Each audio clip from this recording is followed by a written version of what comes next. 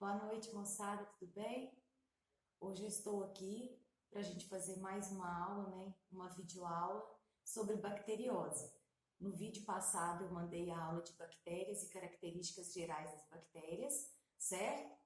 Que tá então no YouTube. E agora vou postar o vídeo então, certo? De bacteriose, ou seja, doenças causadas por bactérias, ok? Beijos! Moçada, então continuando a nossa aula sobre bacterioses, certo? Aula extremamente importante, cai muito em vestibular, muito em Enem, e é uma matéria, né, de conhecimentos gerais, de conhecimentos para a vida, certo? Bem, a gente na aula anterior a gente falou das bactérias, a gente falou então das características gerais das bactérias, o tipo de reprodução das bactérias, a qual reino elas pertencem, certo? Então agora a gente vai falar das bacterioses. O que significa o termo bacteriose? Bacteriose significa o conjunto de doenças causadas por bactérias. Igual a gente tem virose, conjunto de doenças causadas por vírus, protozooses, conjunto de doenças causadas por protozoários, verminoses, conjunto de doenças causadas por vermes, e a nossa aula então vai ser de bacteriose, certo? Conjunto de doenças causadas por bactérias. Bem, a primeira bacteriose que a gente vai falar, que é uma bem conhecida nossa, é o tétano. O tétano é uma doença causada por uma bactéria, né, em forma de bastonete, que é o bacilo do tétano, chamado de Clostridium tetani, que pode penetrar no organismo por ferimentos na pele ou pelo cordão umbilical do recém-nascido, quando este é cortado por instrumentos não esterilizados. Claro que isso já não acontece mais, né? Mas antigamente, depois eu vou falar sobre isso, era muito comum as crianças morrerem de tétano, que a gente chama de tétano neonatal, certo? É uma doença, então, perigosa, que pode levar o indivíduo à morte, sendo por isso obrigatória a vacinação. Aí eu até coloquei aqui que a gente tem soro e vacina antitetânica. A gente sabe que a vacina antitetânica, né, que ela dura 10 anos, a vacina é para prevenção, imunidade o quê? Ativa. O soro é para tratamento, né? Imunidade passiva. Então aqui a gente já tem diferença de soro e vacina, certo? Nós não podemos então esquecer que o tétano, na verdade, ele não é causado pelo ferimento.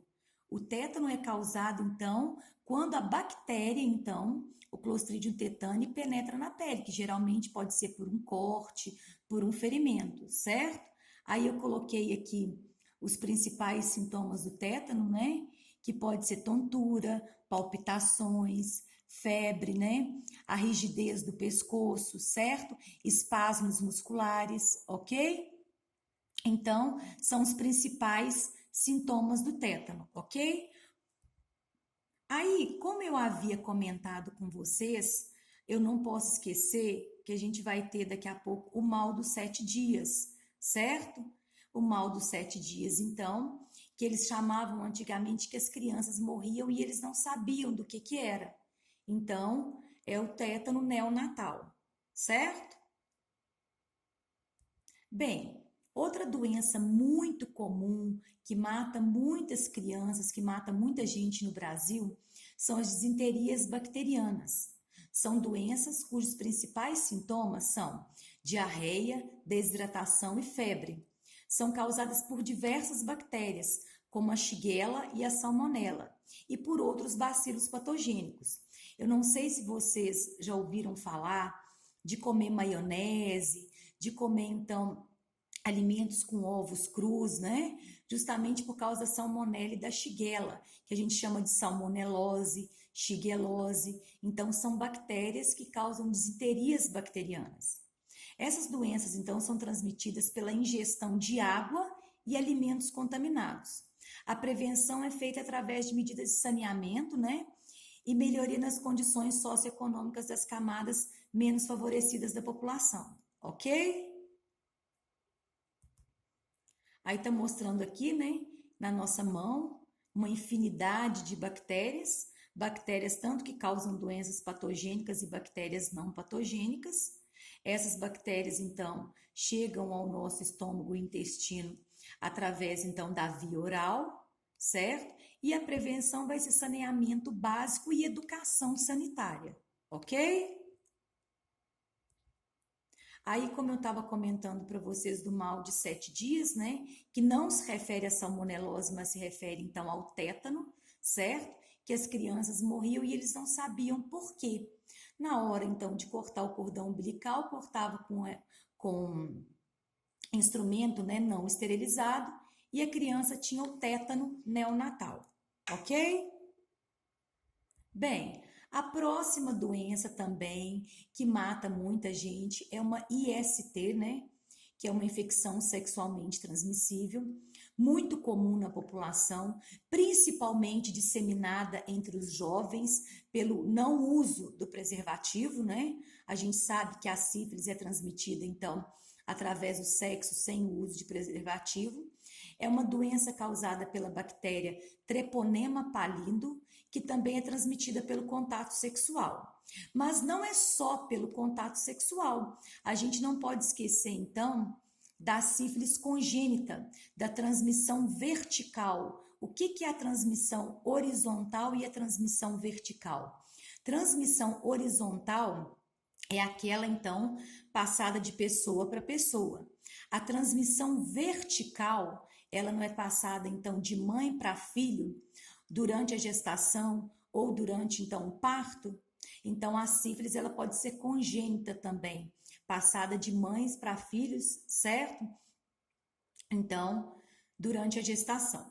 O principal sintoma é o aparecimento próximo aos órgãos sexuais de uma ferida de bordas endurecidas, indolor, chamada de cancro duro, que então regride mesmo sem tratamento. Então, a grande problemática da sífilis é que a sífilis, então, ela tem 3 estágios.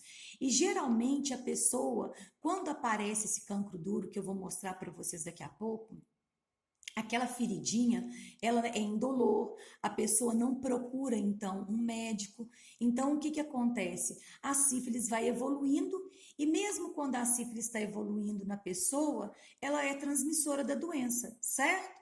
Então a sífilis apresenta 3 estágios com sintomas diferentes. Entretanto, essa regressão não significa que o indivíduo esteja curado, sendo absolutamente necessários diagnósticos e tratamentos médicos, né? Pois a doença tem sérias consequências, atacando diversos órgãos do corpo, inclusive o sistema nervoso. Então, a sífilis é uma doença que, se não tratada, né? Nós sabemos que as bacterioses são curadas por antibióticos, que eu vou comentar daqui a pouco, certo? O que que acontece então? A sífilis, então, a pessoa pode ter anos, né? Tá sendo contaminada, ser contaminada, tá então contaminada e nem saber porque não tem os sintomas inicialmente, ok? Aí eu mostrei aqui, né? Alguns sintomas, né? São manchas na pele. Aqui é o cancro duro na borda do pênis, que é uma feridinha indolor. Aí ela passa, as pessoas não procuram o médico e a sífilis vai evoluindo dentro do organismo, ok? Bem, aí mostrando então os estágios da doença, né? Que é o estágio 1, de 3 a 90 dias, né?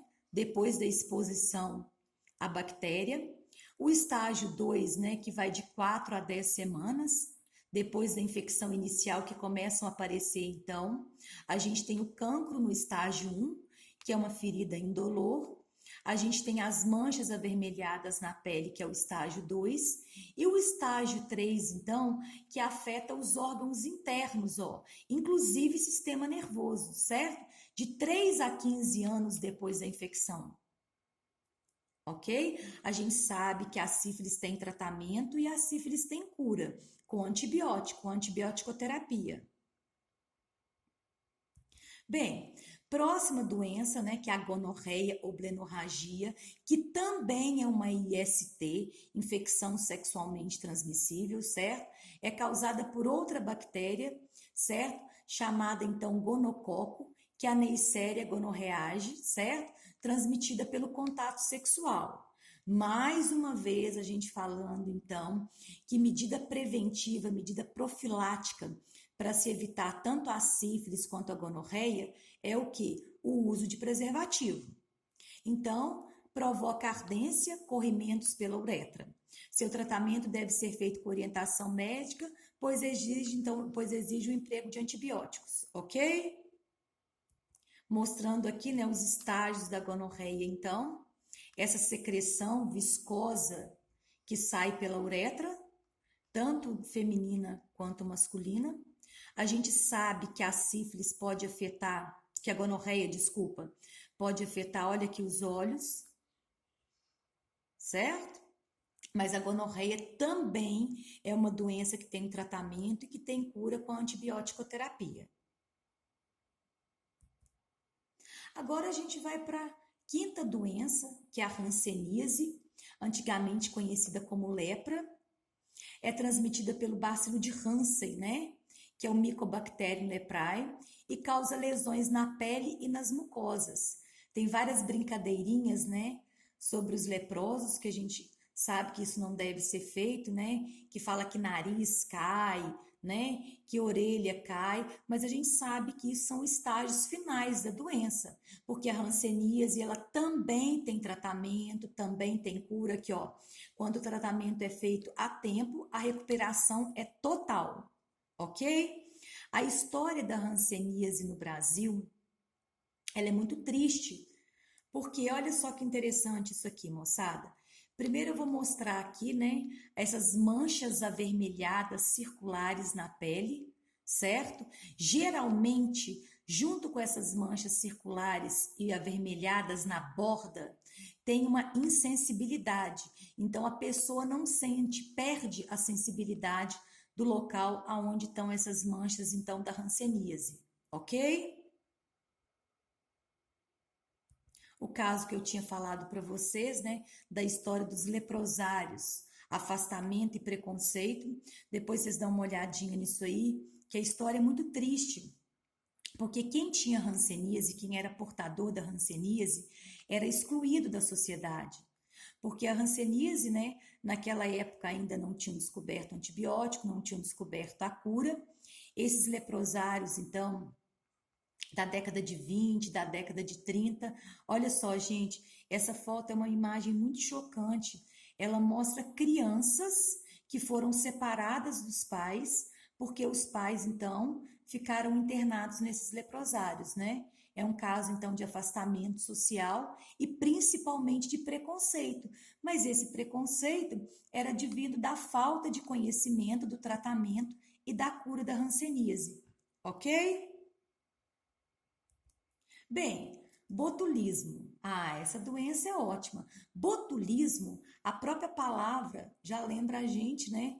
Quando eu escuto a palavra botulismo, eu lembro de quê? Eu lembro de botox, claro, que eu vou comentar daqui a pouco, mas eu lembro de enlatados, ok?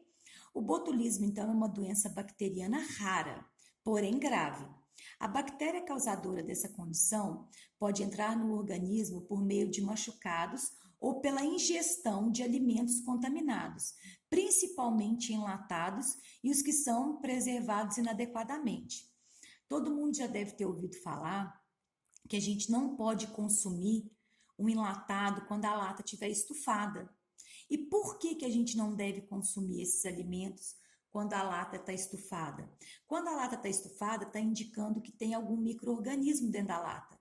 Geralmente é uma bactéria fermentadora que libera o gás carbônico, e o gás carbônico é o responsável pelo estufamento da lata. Olha que interessante isso aqui, moçada. Nós sabemos, então, que o botulismo ele vai ter alguns sintomas: dificuldade para engolir ou falar, boca seca, fraquezas faciais em ambos os lados da face, visão turva ou dupla, pálpebras caídas, dificuldades para respirar, náuseas, vômitos e cólicas abdominais, paralisia, certo? Esses são os sintomas, então, de quem está com botulismo, ok? Olha só, gente, mostrando aqui, né, o botulismo aqui no enlatado. mostrando então a paralisia facial dos músculos da face num portador de botulismo. E eu não posso esquecer que não é a bactéria a responsável por esses sintomas, moçada. Olha que interessante isso aqui. A bactéria produz uma toxina chamada de toxina botulínica que vai induzir a todos esses sintomas aqui, principalmente esse sintoma aqui de paralisia muscular, ok? A toxina botulínica produzida pela bactéria. Agora, a gente também, o homem, utiliza a toxina botulínica, então, para fins estéticos, não é? Que é o caso do Botox. O que é o Botox? O Botox é a toxina botulínica, conhecida popularmente como Botox. É uma proteína, então, produzida pela bactéria Clostridium botulinum.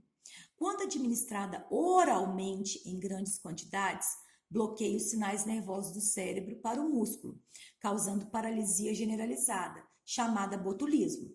Isso se ela for ingerida junto com algum alimento contaminado, então, pela bactéria Clostridium. Agora, no entanto, por injeção, em quantidades muito pequenas, né, e injeções locais na área local, esse músculo será bloqueado, causando relaxamento local. Desse modo, a toxina botulínica, então, atua como um bloqueio da musculatura subjacente das linhas indesejadas, né? Muito, muito utilizado hoje nas clínicas estéticas, ok? A próxima bacteriose é a tuberculose, uma doença muito conhecida nossa, também tem tratamento, também tem cura. É uma doença bacteriana infecciosa. Afeta principalmente os pulmões e pode ser grave. As bactérias que causam a tuberculose são espalhadas quando uma pessoa infectada tosse ou espirra. Então, não vai ser uma transmissão horizontal através de gotículas de saliva?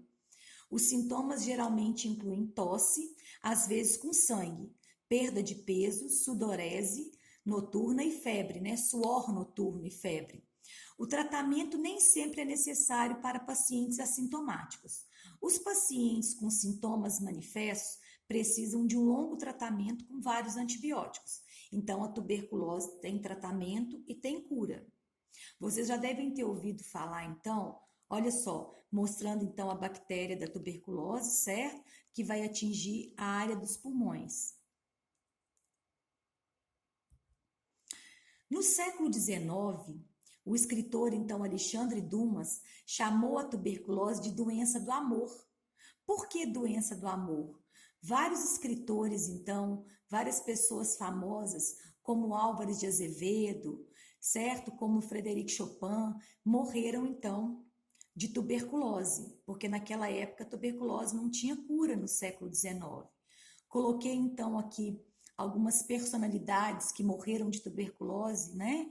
Dom Pedro I, Augusto dos Anjos, né? O poeta Castro Alves, certo? Franz Kafka, Chopin, ok?